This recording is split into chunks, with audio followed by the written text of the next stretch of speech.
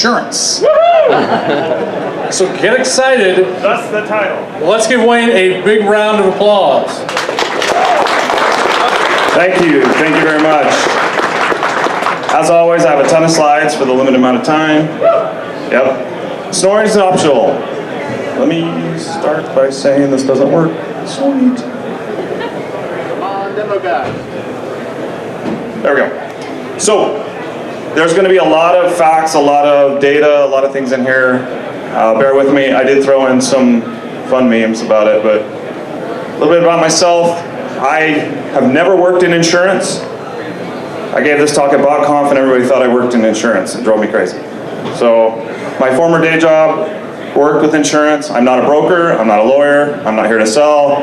I could be completely wrong. I'm just giving my opinion and the analysis of the facts, having worked near the industry.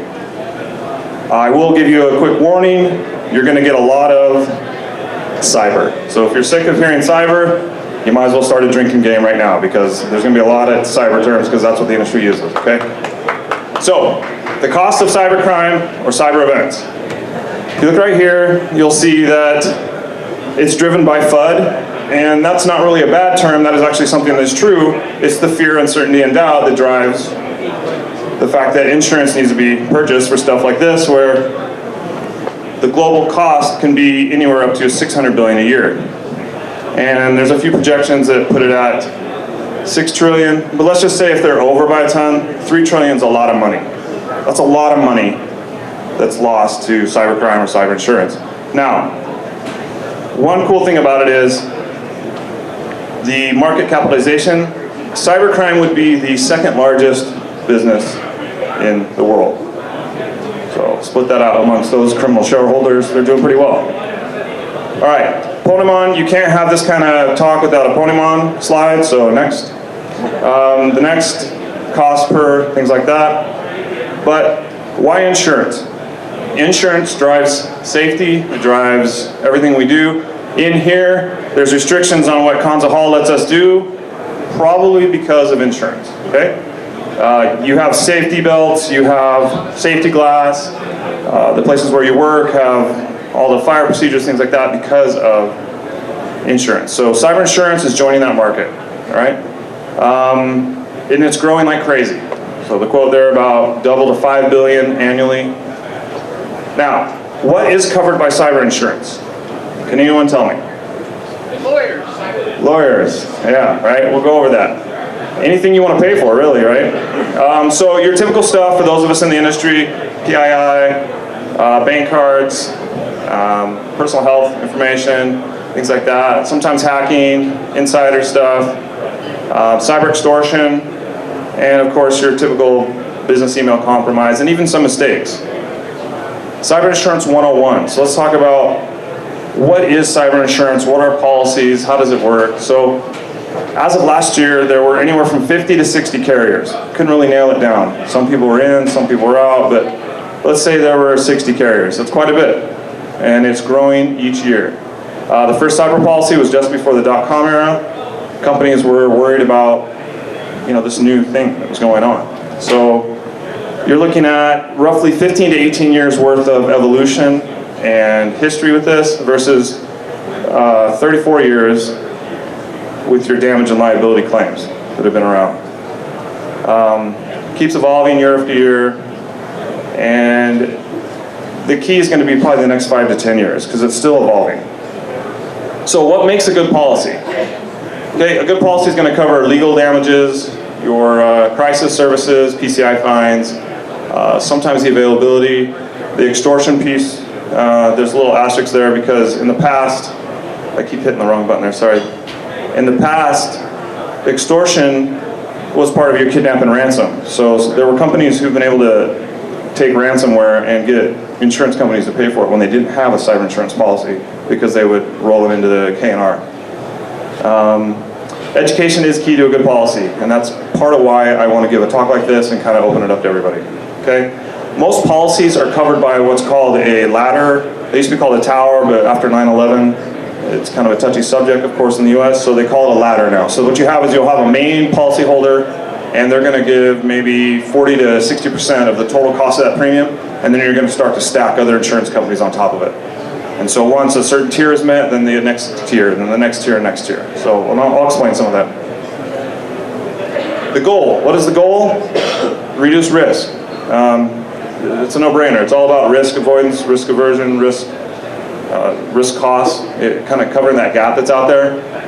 It is the Wild Wild West, but as part of the Wild Wild West, you run into some problems with companies that maybe don't have good policies in place, maybe the brokers don't know what they're talking about, maybe the questions they ask are only a sheet of paper that has 4 questions, like do you have a firewall, do you have antivirus, things like that, right? Or you have companies that will ask a ton of things. So it's the Wild Wild West. You need to be informed. How does it reduce risk?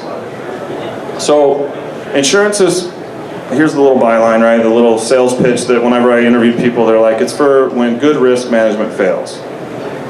Okay? Basically, the hardest hit right now, and part of the reason why I wanted to give this talk, are these small to medium-sized businesses. Okay? They're hit by 62% of all cyber attacks, and 60% of them are out of business within 6 months after a cyber-related event.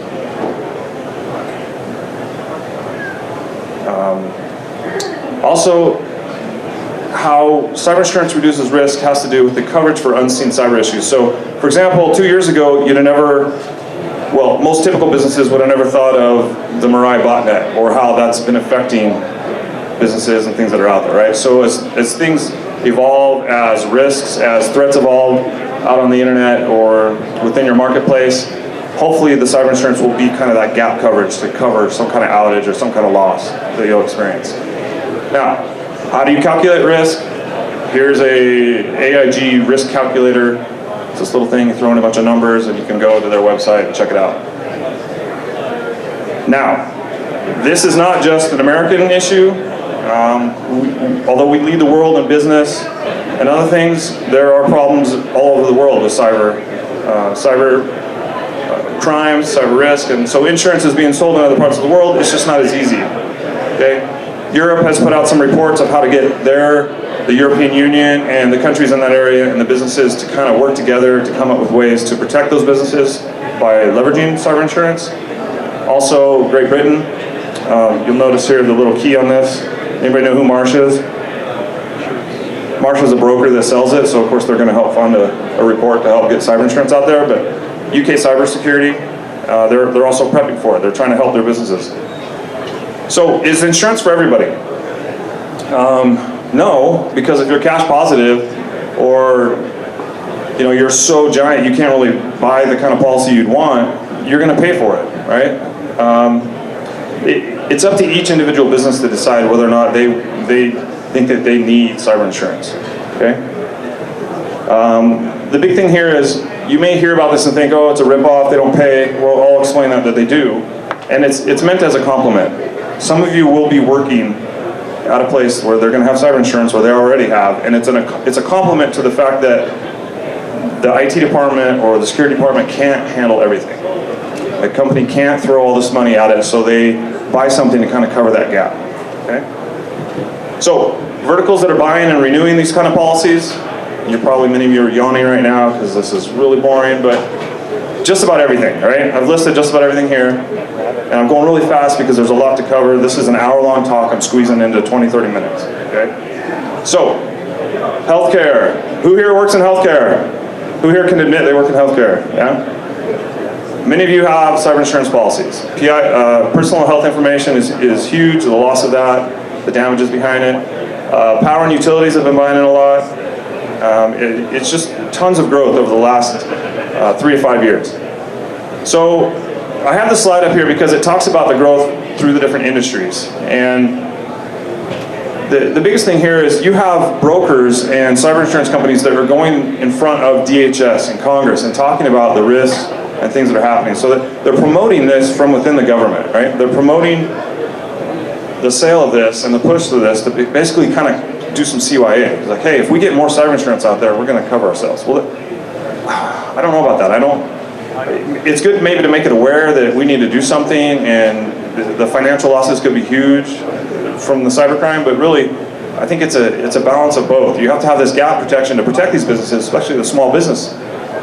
But you got to be able to do your security much better. We got to have better standards, and we got to make sure that if you're going to have a cyber insurance policy, that the company has to be doing more to make sure they insure their data, not just say, a la Sony, we have cyber insurance. Why do I need to worry about that?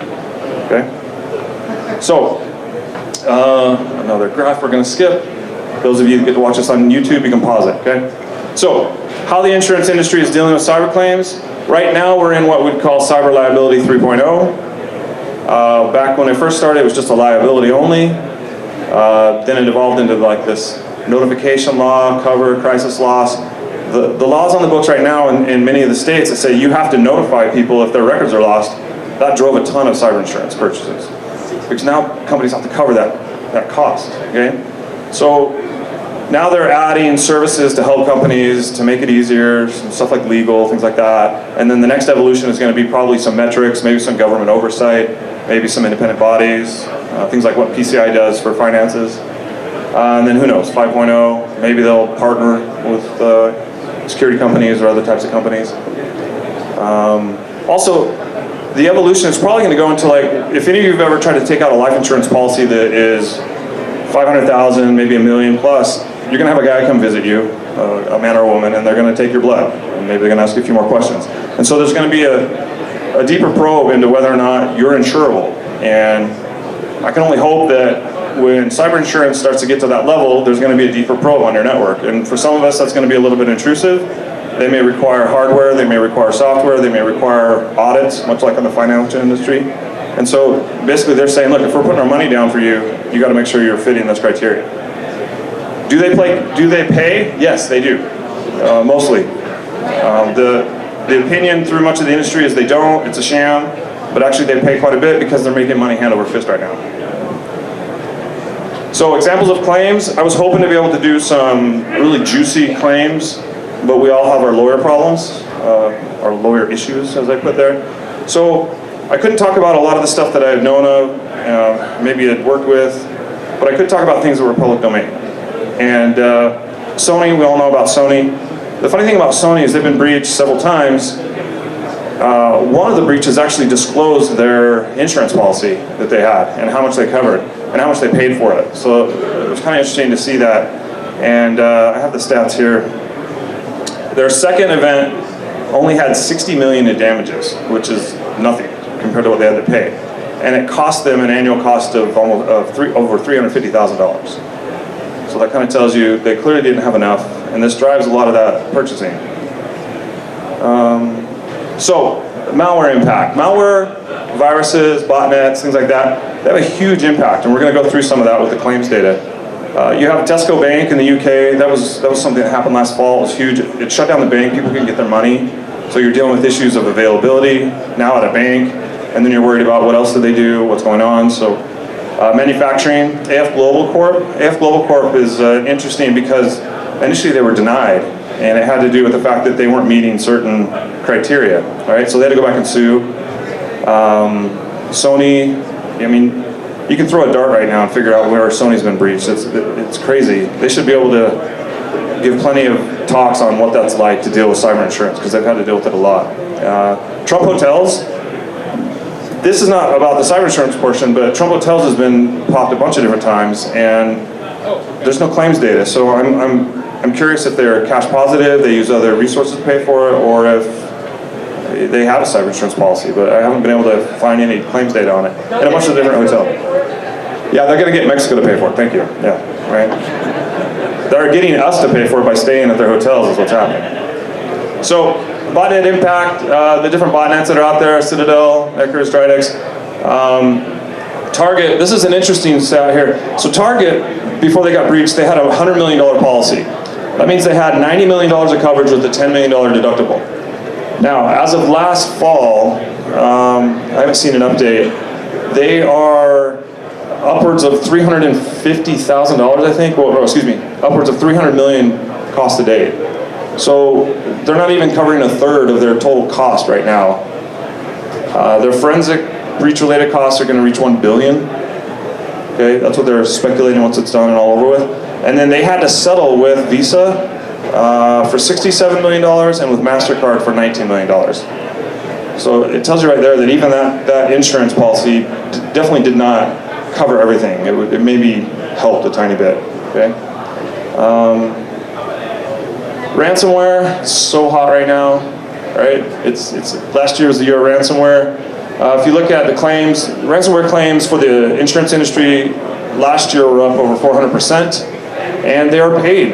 For the most part, they are paid by insurance companies. I think I can only find one example where there was a fight over that, okay?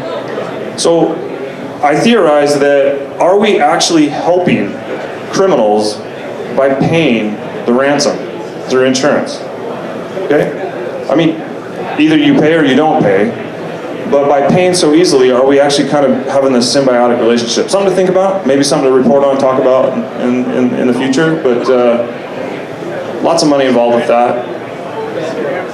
Claims. Those prices of Bitcoin. I want those prices. Yeah, right, those prices. They were older prices at the time. Claim statistics. So net diligence is kind of the top tier of the insurance industry when it comes to cyber insurance, and we're going to go over some of that. So they have 6 years of claim data. It's pretty good. It's kind of like the DBIR of security as far as their reports. And I'm going to go through a ton of slides here. I'm going to go through a ton of pie charts and graphs. So I want to break a record at SetKC and show more pie charts and graphs than anyone's ever seen. I'm trying to make a real big joke, but I'm trying to paint a story here. So bear with me when I talk about this story, because I'm going to wrap it up at the end and it's going to blow your mind, okay? So the biggest thing with this is the costs associated with claims for last year range anywhere from 1.5 to 2 million, okay? The smallest breach cost was $290, while the largest was $15 million. So we're going to go through this breakdown. And I want to go through this breakdown because I want to prove a couple points here. All right, first one. The average claims, you can see, we had a bunch of big events back in 2011, 2012. Anybody guess what those were? Some of the big credit card breaches.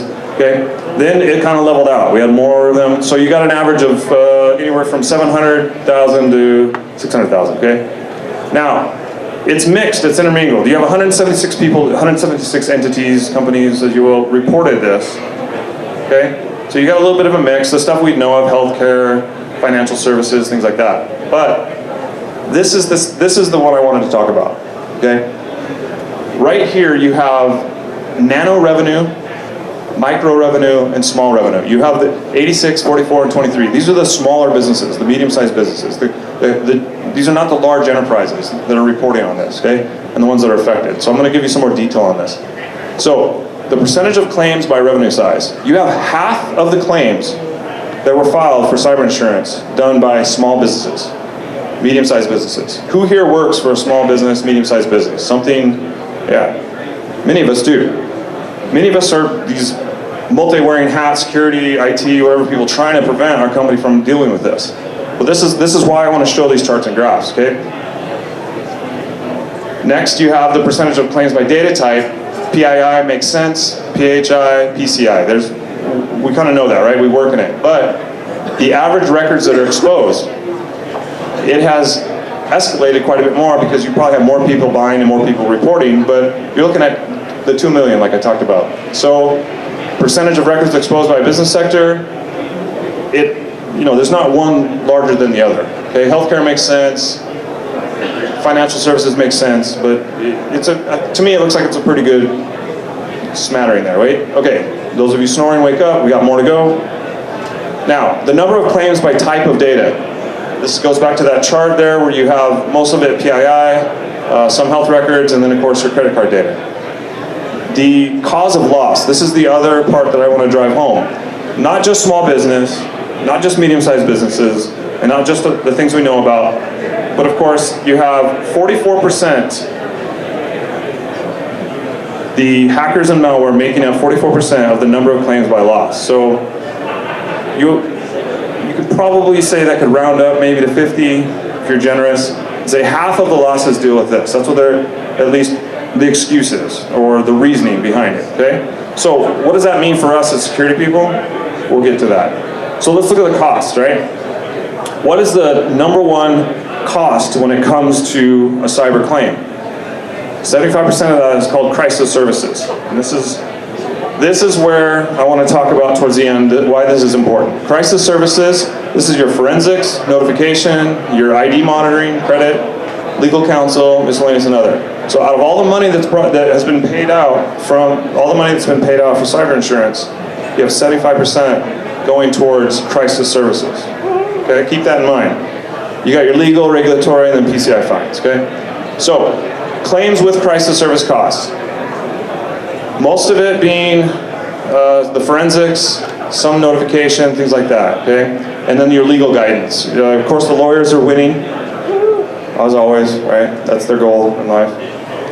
But the average cost, right? So, the average cost right now for these services is $350K. Okay? Now, here's where I want to show some of the stats on this. So your forensics, the median 35,000. Okay, your max was 2.5 million, things like that. This is all from last year. Your notification, 8 million, almost $9 million. Credit ID monitoring. Look at this number right here. Remember this number. $16 million. Okay. Legal, 12. Total costs, including, this goes into more detailed costs. I'll leave this here enough so that people can pause the YouTube video and break. So, we have a couple more minutes. The average payout for a large company, there you go, 3 million, financial. But let's get on to what is not covered. What's the not? So, not covered, value of data, lost sales, brand damage. You can't say, hey, you need to pay me because I could have made this amount of money. No, you can't do that. Not all claims. Sony had to settle in mediation, Cottage Network. This place right here, they didn't patch, so the insurance company came back and said, oh, you didn't have a patch policy in place, you weren't patching, we're not going to pay. And then property's not covered, and then the theft of money, kind of the physical theft, some things like that. It depends on your policy and your broker. That may only be covered under a crime. Okay? So, what are the insurance companies doing to reduce this? Well, I think this is kind of appropriate. We'll just add the ransom payment to your bill, right? They're focusing on prevention. They're looking at rating companies, kind of doing a credit score for companies. They're working with maybe security companies and services, and then they're partnering with some of these companies. So I'm going to talk about that here. But the biggest impact I want to talk about here is what you can do through your research and the people you know and mingle with and talk about, and some of the people that I work with, is we're kind of the unsung heroes. Because if you look at that 44% right here, if we can have an impact to drive that 44% down 10%, most of that's going to impact the small business or the medium-sized business, okay? So if we can figure out a way to block, shut down, prevent, stop a lot of this smash and grab cybercrime, we're going to make a huge impact. And seriously, we are these unsung heroes, or those who are in the research community that provide that data, provide those services. Okay, so what does it all mean? Insurance companies are going to become way more involved in security. They're making a lot of money, but they want to control it. They want to prevent and control the risk. Okay, security companies are going to become way more involved with insurance companies, and I'm going to give you an example of that. So, remember way back when Symantec said the antivirus is dead? Yeah, and how many of you were like, what the, right? Doesn't make any sense. Symantec says that? Okay, so here we go. Insurance companies must start buying security companies. So a guy just after that says, hey, insurance companies need to buy this. And people are like, you're crazy, that doesn't make sense. Doesn't make sense at all. So then, why? Well, I worked at a place that partnered with a major insurance company, AIG, and you had all these companies as these little umbrella friendships, risk avoidance, different things, right? So that's AIG, and that's on their website right there. That's public knowledge. But here we have Symantec. So we're back to Symantec. What did Symantec do last year? This may have slipped under the radar for many of you, but they now sell cyber insurance. Okay? So I didn't know this. I was like, what the, really? This slipped. So then, here we go, back in June of last year, Symantec has their cyber insurance Twitter feed. Well, that's kind of weird. I didn't think that they'd pivot over to cyber insurance. And then they're talking about other partners, other insurance companies they're working with, and they're talking about what is a cyber insurance policy. So they're promoting this actively. Then this happened, LifeLock. LifeLock sells, and who does LifeLock sell to? Symantec. Symantec bought LifeLock. Can we figure out why Symantec bought LifeLock? Let me remember that stat. 75% of all the claims money paid out went into crisis services. LifeLock is one of those key providers of crisis services. So Symantec is now pivoting towards this thing they call digital safety.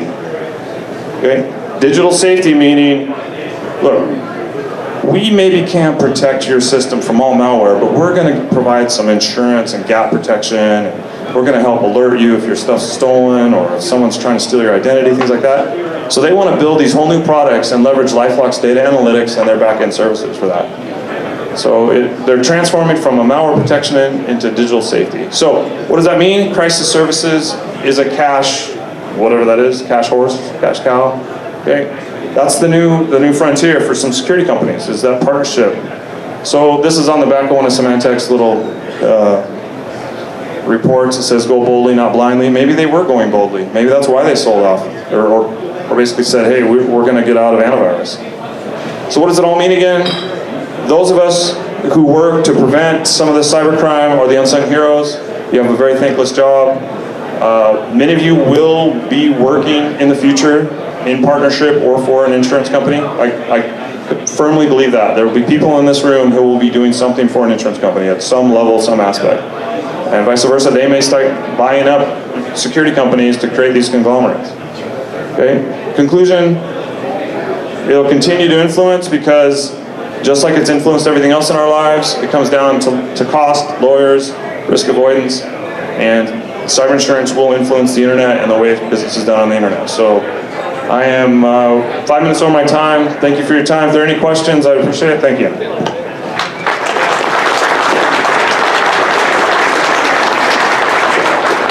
Wake up for anybody who's snoring.